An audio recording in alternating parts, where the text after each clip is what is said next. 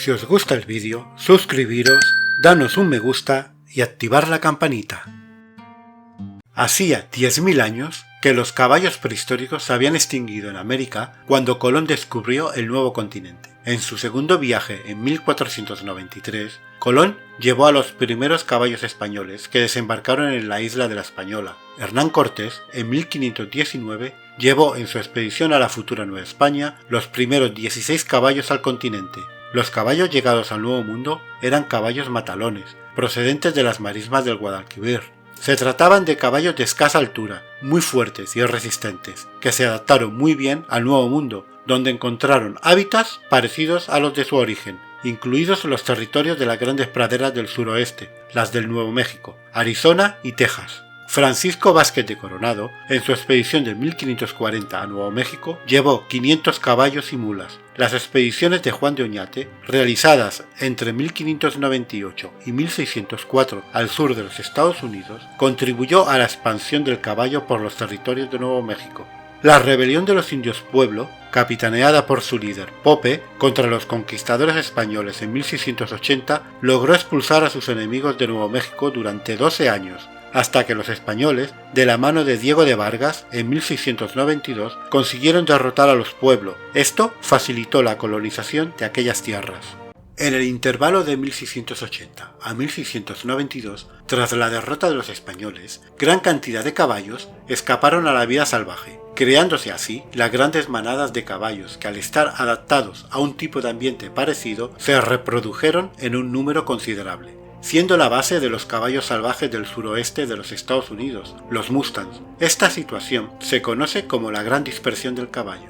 Aunque los españoles prohibieron en primer lugar montar a los indígenas, cosa que le fue imposible poner en práctica, ya que necesitaban a los nativos para los trabajos en los ranchos y haciendas. Esto les permitió el aprendizaje de la doma, monta, cría y cuidado de los caballos, aunque en principio no mostraron mayor interés en estos, sino como alimento. Los indígenas aprendieron a montar, copiando lo que veían hacer a los españoles, montando desde el lado derecho, práctica común entre los hispanos, que a su vez la tomaron de los árabes.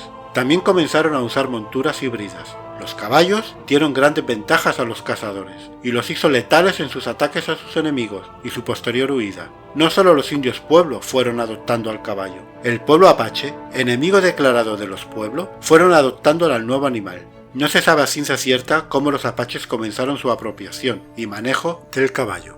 Los apaches no fueron en realidad unos grandes jinetes. En el combate preferían luchar a pie y no se destacaron en la cría y cuidado de dichos animales. El uso que dieron a los equinos fueron básicamente para el transporte y alimento, dejando a los animales más aptos para sus correrías. La gran dispersión del caballo a otras regiones y grupos que allí habitaban cambió para siempre las estructuras de poder en los pueblos indígenas de Norteamérica. Muy pronto, los indígenas aprendieron las ventajas y poder que les proporcionaba el caballo. La expansión del caballo y su uso se generalizó rápidamente a través de casi medio continente, lo que hizo que para 1630 no hubiera pueblo nativo que no montara. En 1700, todos los pueblos indígenas de Texas tenían caballos, y para 1750 los indígenas de las planicies canadienses ya cazaban el búfalo a caballo. Por primera vez en su historia, los pueblos del Norteamérica podían tener el control en la caza del búfalo y poder migrar junto a las manadas de dichos animales. Rápidamente, las habilidades en la caza a caballo pasaron a ser habilidades guerreras, dando a los pueblos nativos que las obtenían el poder militar y el dominio sobre los pueblos que no hicieron uso de semejantes habilidades. La llegada del caballo no cambió la naturaleza de las sociedades nativas de Norteamérica. Antes de la llegada del caballo, muchos grupos mantenían un modo de vida sustentado en la cacería, sobre todo del búfalo. El uso del caballo mejoró este estilo de vida afianzándolo. Los conflictos bélicos también cambiaron con la llegada del caballo. Ahora se podía hacer la guerra a grandes distancias. Este elemento de poder que representaba el caballo fue lo que transformó a los individuos pedestres en expertos jinetes. El uso del caballo convirtió a los pueblos nativos norteamericanos en nuevas fuerzas dominantes en el territorio, que se harían famosos en el mundo, como los Sioux, Cheyennes, Kiowas, Aparajoes, Pies Negros, Crons y los Comanches.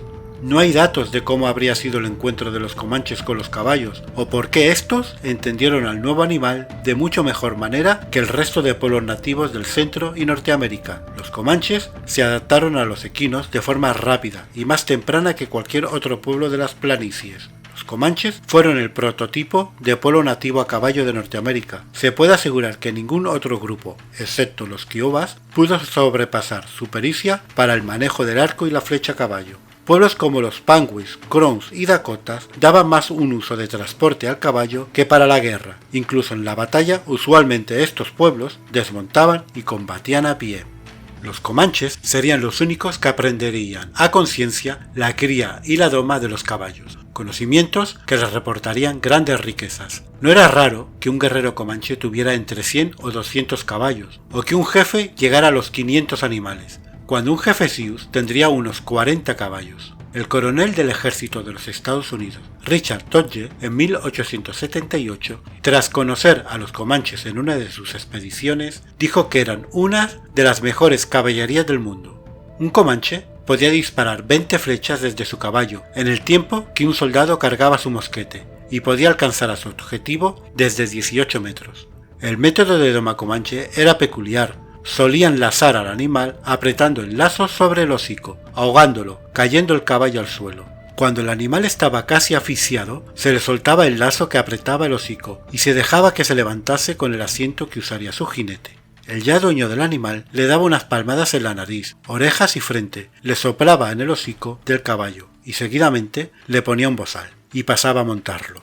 Los comanches se convirtieron en unos expertos en domarlos, criarlos, venderlos, montarlos y hasta robarlos. En otra mención del coronel Dodge, en 1878, comenta que los comanches podían entrar a sitios donde una docena de hombres estuvieran durmiendo, cada uno con su caballo amarrado a su muñeca, y los comanches podían cortar la soga y llevarse a los animales, sin que nadie se despertase. La vida de los comanches estaba muy apegada al caballo. A los niños se les regalaba su propio caballo a la edad de 4 o 5 años, y pronto aprendían a hacer toda clase de habilidades. Una de las técnicas más importantes que todo guerrero debía aprender y dominar era la de poder levantar a uno de sus compañeros caídos a lomos de su caballo. Las niñas comanches también recibían su propio caballo, que les ayudaba para la carga de sus equipajes. La llegada del caballo cambió la forma de vida en muchas facetas, pasando el caballo a ser no solo un elemento en el modo de hacer la guerra, sino un objeto de valor material y simbólico. El caballo se integró en la vida de los nativos americanos, como si siempre hubiera sido parte de ella, siendo valorado y apreciado como una de sus más preciadas posesiones.